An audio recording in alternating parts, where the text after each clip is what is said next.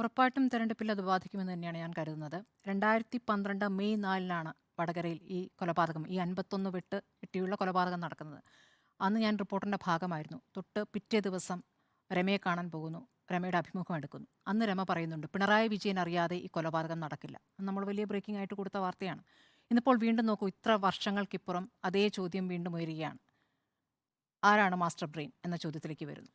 അപ്പോൾ ഈ കേസുമായി ബന്ധപ്പെട്ട് ഇപ്പോൾ 2 പ്രധാനപ്പെട്ട പാർട്ടിയുടെ തന്നെ 2 നേതാക്കൾ കൂടി പ്രതി ചേർക്കപ്പെടുന്നു എന്നിടത്താണല്ലോ, ശിക്ഷിക്കപ്പെട്ടു എന്നിടത്താണല്ലോ അതിൻ്റെ ഒരു വീണ്ടും പാർട്ടിയിലേക്ക് തന്നെ എത്തുന്നു. അതുകൂടാതെ തന്നെ 2 കോടതികൾ വിധികൾ വരുമ്പോഴും പാർട്ടി അറിഞ്ഞുകൊണ്ട് എന്ന് കോടതി കൃത്യമായി പറയുന്നുണ്ട്. വിചാരണ കോടതിയും ഹൈക്കോടതിയും പറയുന്നുണ്ട്.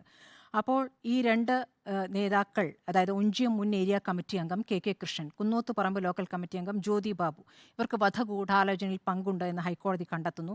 അപ്പോഴും മോഹനെ പിടിച്ചിട്ടില്ല, മോഹനെതിരെ തെളിവില്ലല്ലോ എന്നൊരു വാദം ഇപ്പുറത്ത് CPM പറയുകയാണ്.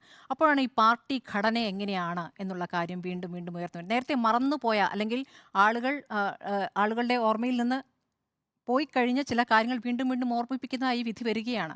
പാർട്ടി ആലോചിക്കുക, അതായത് ഈ കോഴിക്കോടുള്ള ഒരു നേതാവിനെ വകവരുത്താനായി കണ്ണൂരിൽ നിന്നുള്ള കൊലയാളി സംഘത്തെ കണ്ണൂരിൽ നിന്നുള്ള നേതാക്കൾ നിയോഗിക്കുമോ? അങ്ങനെ ചെയ്യേണ്ട കാര്യമുണ്ടോ എന്നൊരു സംശയം വരുന്നു.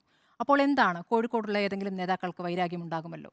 അപ്പോൾ ആ വൈരാഗ്യത്തിൻ്റെ കാരണം എന്താണ്? നേരത്തെ MP നികേഷ് കുമാർ ചൂണ്ടിക്കാണിച്ച പോലെ 2009 നിയമസഭാ തെരഞ്ഞെടുപ്പിൽ CPM-നുണ്ടായ വലിയ തോൽവി, അതിനു മുമ്പ് 2008-ലാണല്ലോ ഈ RMP രൂപീകരിക്കുന്നത്. അതിനുശേഷം അവിടെ ഉണ്ടായ വലിയ വിപ്ലവകരമായ മാറ്റം, വലിയ രൂപത്തിൽ പാർട്ടി അണികൾ തന്നെ പോകുന്നു, VS തന്നെ ഇറങ്ങാൻ പോകുന്നു പാർട്ടിയിൽ നിന്ന് എന്നുള്ള തോന്നലുണ്ടാകുന്നു.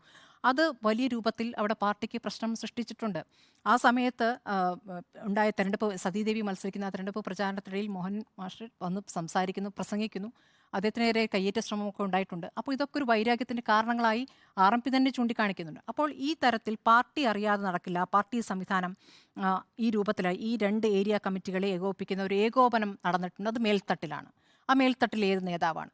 അതിന് തെളിവുകളില്ല. പലപ്പോഴും പല ഫോൺ കോളുകളും ഇപ്പോൾ അന്വേഷണ സംഘം 2ആയിട്ടാണല്ലോ. ആദ്യത്തെ അന്വേഷണ സംഘം വളരെ നന്നായി അന്വേഷിച്ചു എന്ന് രമ തന്നെ പറയുന്നുണ്ട്. ആ അന്വേഷണ സംഘം നല്ല രീതിയിൽ മുന്നോട്ട് പോകുന്നു.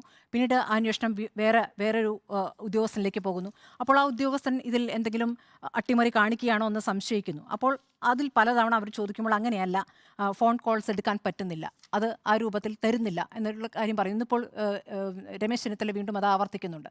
ഈ കേസിൻ്റെ നാൾ വഴികൾ നോക്കുമ്പോൾ 52 സാക്ഷികളാണ് കൂറുമാറിയിരിക്കുന്നത് പല ഘട്ടങ്ങളിലായി. ഇത് കോടതിയിൽ തന്നെ മൊഴി നൽകിയ പ്രതികൾ തന്നെ കൂറുമാറിയിട്ടുണ്ട്. പിന്നീട് പാർട്ടി അന്വേഷിച്ചു, പാർട്ടി അന്വേഷണത്തിൽ ഇങ്ങനെയാണ് വ്യക്തമായത് എന്നൊക്കെ പാർട്ടി പറയുകയാണ്. ഈ ഒരു കൊലപാതകം നടക്കുമ്പോൾ പാർട്ടി അന്വേഷണം എന്നുള്ളത് എത്രത്തോളം ജനങ്ങൾക്ക് സ്വീകാര്യമാകും എന്നൊരു പ്രധാനപ്പെട്ട വിഷയമാണല്ലോ. ഈ കുഞ്ഞനന്തനെ പ്രധാന പ്രതിയായി ശിക്ഷിക്കപ്പെട്ട് ജയിലിൽ കഴിയുമ്പോഴും കുഞ്ഞനന്തനെ കാണാൻ നേതാക്കൾ എങ്ങനെ പോയിരുന്നു? കുഞ്ഞനന്തൻ മരിച്ചു കഴിഞ്ഞപ്പോൾ എങ്ങനെയാണ് പാർട്ടി യാത്രാമൊഴി നൽകിയത്, അല്ലേ? പിന്നെ ഈ രാമേന്ദ്രൻ്റെ കാര്യത്തിൽ രാമേന്ദ്രനെ ഒരു ഘട്ടം വരെ പാർട്ടി പിന്തുണച്ചു. പിന്നെ രാമേന്ദ്രൻ്റെ വ്യക്തി വിരോധം എന്ന നിലയിലേക്കൊക്കെ പാർട്ടി പറഞ്ഞു. പക്ഷേ അങ്ങനെയല്ല, രാമേന്ദ്രൻ്റെ കുടുംബത്തിന് ഇപ്പോഴും സഹായം നൽകുന്നുണ്ട്. ഈ പറയുന്ന ഈ വാടക കൊലയാളികൾ പരോളിൽ എത്ര ദിവസം അവർക്ക് പരോൾ കിട്ടി, കുഞ്ഞനന്തന് എത്ര ദിവസം പരോൾ കിട്ടി എന്നുള്ളത് നമ്മുടെ മുന്നിലുള്ളതാണ്. ആ പരോൾ മാത്രമല്ല, ഇവർക്ക് ജയിലിൽ കിട്ടിയ സംവിധാനം, മൊബൈൽ ഫോണുകൾ ഉപയോഗിക്കാൻ, അവർക്ക് കിട്ടുന്ന ഭക്ഷണം, അവർ പുറത്തിറങ്ങിയ ശേഷം പരോളിലിറങ്ങി ചെയ്യുന്ന കുറ്റകൃത്യങ്ങൾ, ആ വിവരങ്ങളടക്കം പുറത്തു വന്നതല്ലേ. അപ്പോൾ ഇതൊക്കെ നമ്മുടെ മുന്നിലുണ്ട്, ഇതൊക്കെ ജനം കാണുന്നുണ്ട്. ഇതൊക്കെ വീണ്ടും വീണ്ടും ഓർമ്മിപ്പിക്കുന്ന ഒരു പ്രത്യേക ഘട്ടമാണ് വന്നിരിക്കുന്നത്.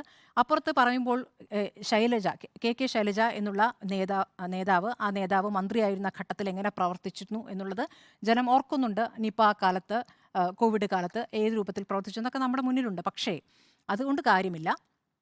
ഈ വിഷയത്തിൽ അവരെങ്ങനെ പ്രതികരിച്ചു എന്നുള്ളതും, പാർട്ടിയിലെ മറ്റ് നേതാക്കളെ പോലെ തന്നെ ശൈലജയും ഈ വിഷയത്തിൽ പ്രതികരിച്ചത് ഏത് രൂപത്തിലാണ് നമ്മുടെ മുന്നിലുണ്ട്. അപ്പുറത്തും ഒരു വനിതയാണ്, നഷ്ടം സംഭവിച്ച വനിതയാണ് കെ രമ എന്ന നേതാവ്. അവർ പറയുന്ന വാക്കുകൾ, ഓരോ വാക്കും പാർട്ടിക്ക് നേരെ കൊള്ളുന്ന കൂരമ്പുകളാണ്. അവർ സഭയിലായാലും പുറത്തായാലും പ്രതികരിക്കുന്ന വിഷയങ്ങളിൽ ശക്തമായ ചോദ്യങ്ങൾക്ക് ഉത്തരം പറയാൻ ഇപ്പോഴും പാർട്ടിക്ക് കഴിഞ്ഞിട്ടില്ല എന്നുള്ള പ്രധാനപ്പെട്ട വിഷയം അവിടെ നിൽക്കുന്നു.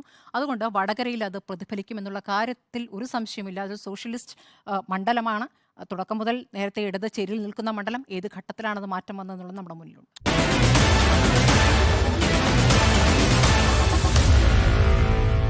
Meet the editors.